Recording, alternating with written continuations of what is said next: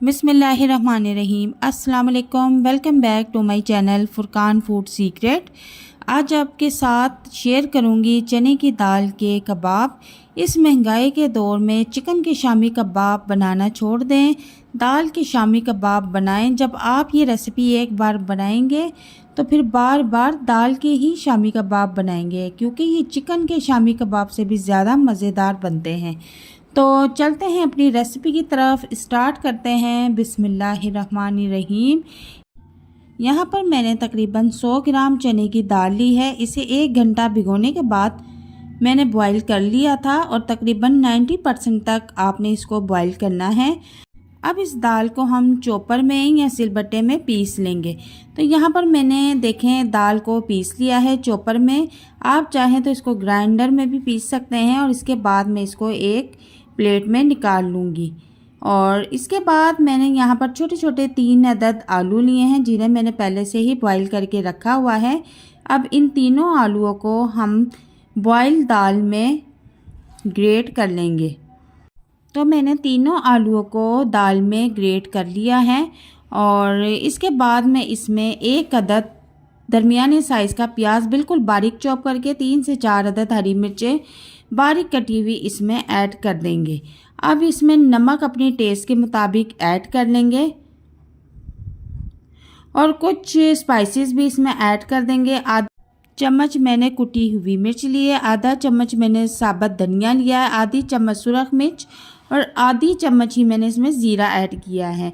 थोड़ा सा हरा धनिया कट करके इसमें ऐड कर लेंगे और अब इन सब चीज़ों को अच्छी तरह से हम मिक्स कर लेंगे।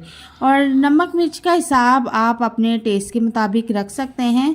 अगर आप स्पाइसी खाते हैं तो आप इसमें नमक मिर्च तेज़ भी रख सकते हैं। अब हाथों को इस तरह से ऑयली कर लेंगे और ऑयली हैंड करने के बाद हम यहाँ पर कबाब बनाना शुरू कर देंगे। तो अपने हिसाब के मुताबिक जिस तरह से आप इसकी शेप रखना चाहती हैं, जिस भी सांचे में बनाना चाहती हैं, आप उस हिसाब से कबाब बना लें। छोटा बड़ा साइज़ आप अपने हिसाब के मुताबिक कर सकती हैं।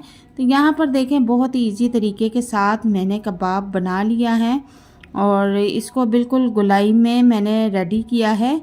इस तरह से बहुत ही आसानी के साथ ये गोल हो जाता है। तो देखें कितना खूबसूरत और प्यारा हमारा दाल का शामी कबाब रेडी हो चुका है। इसी तरीके से मैं सारे शामी कबाब रेडी कर लूँगी। तो यहाँ पर आप देख सकते हैं कि मैंने सारे शामी कबाब रेडी करके रख लिए हैं।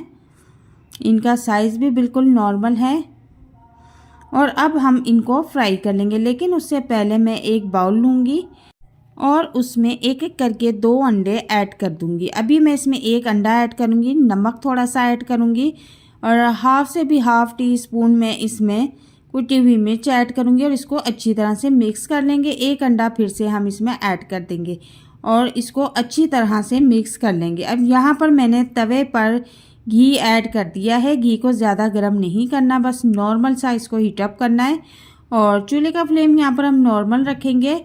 और जो अंडा हमने फेंट के रखा है उसमें इस तरह से कबाब डिप कर लेंगे और दोनों साइड से डिप करने के बाद कबाबों को हम तवे पे डालना शुरू कर देंगे।